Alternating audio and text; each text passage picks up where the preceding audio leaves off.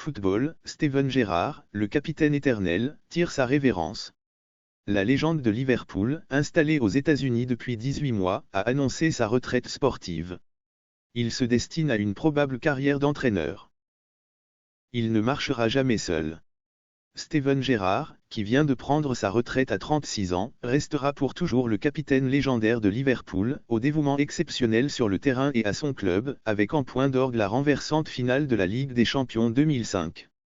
Après de récentes spéculations dans les médias concernant mon avenir, je peux confirmer ma retraite de joueur de football professionnel, a écrit Gerrard dans un communiqué. L'ancien milieu de terrain pourrait se reconvertir rapidement dans un rôle d'entraîneur, selon les médias britanniques, bien qu'il ait repoussé l'offre de MK Dons, club de 3e division. Il réfléchirait à intégrer l'encadrement de son club historique ou celui de l'équipe nationale d'Angleterre. Parti de Liverpool au printemps 2015 pour le Los Angeles Galaxy, il était revenu l'hiver dernier sur les bords de la Mersey pour s'entraîner avant le début de la nouvelle saison du championnat nord-américain, MLS.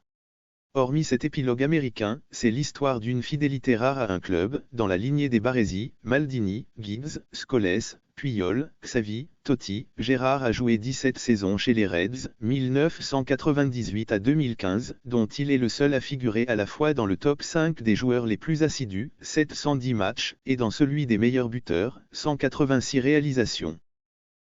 Capitaine durant 12 ans. Son histoire se confond avec celle d'un club à part, un mythe du football, entre glorieux palmarès et public illustre, au rythme du fameux ULL Never Walk Alone, vous ne marcherez jamais seul.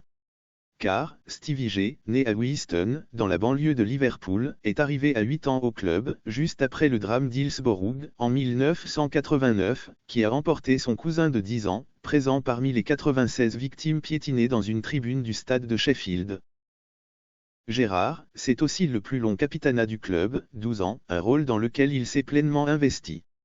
Luis Suarez, attaquant génial aux multiples frasques disciplinaires lors de son séjour anglais, 2011 à 2014, doit beaucoup à ce capitaine accessible, quand il crie, c'est parce que ce qu'il dit est vrai.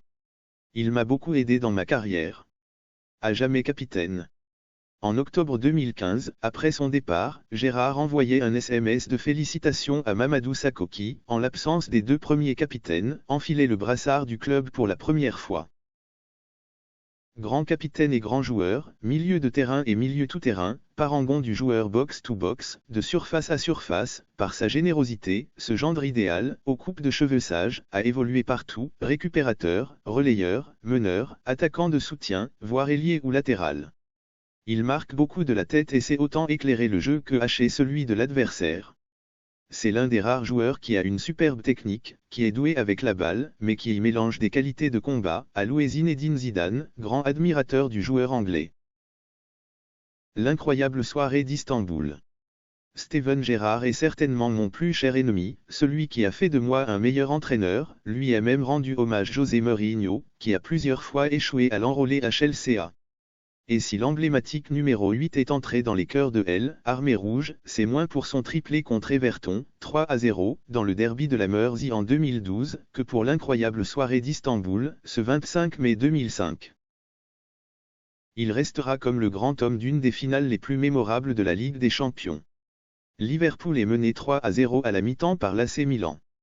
Gerrard force le comeback en réduisant le score à 3-1 de la tête puis en obtenant le pénalty qui permet aux Reds d'égaliser à 3-3, avant de l'emporter au tir au but. La meilleure soirée de ma vie, dira le Ballon de bronze 2005, qui permet à son club de renouer avec la compétition reine en remportant sa 5e C1, après 1977, 1978, 1981, 1984. Gerrard avait déjà participé à la folle année 2001, lorsque Liverpool avait réalisé un rare quintuplé en raflant toutes les coupes possibles, Coupe de la Ligue anglaise, Coupe d'Angleterre, Coupe de l'UEFA, Supercoupe d'Europe et Community Shield. Des coupes beaucoup, mais le championnat, jamais. En 2014, le titre se profilait pour la première fois depuis 1990 quand, de manière symbolique, sa glissade contre Chelsea à 3 journées de la fin offrait un but au rival londonien et provoquait la perte irrémédiable du titre. Autre gros point noir, une carrière internationale à 114 sélections, 21 buts, et 6 phases finales, 3 mondiaux, 3 euros, mais très frustrante, sans la moindre demi-finale. Lors de ses adieux à Enfield Road en mai 2015, il s'était dit, dévasté à l'idée de ne plus jouer devant ses supporters. Il en est désormais le capitaine éternel.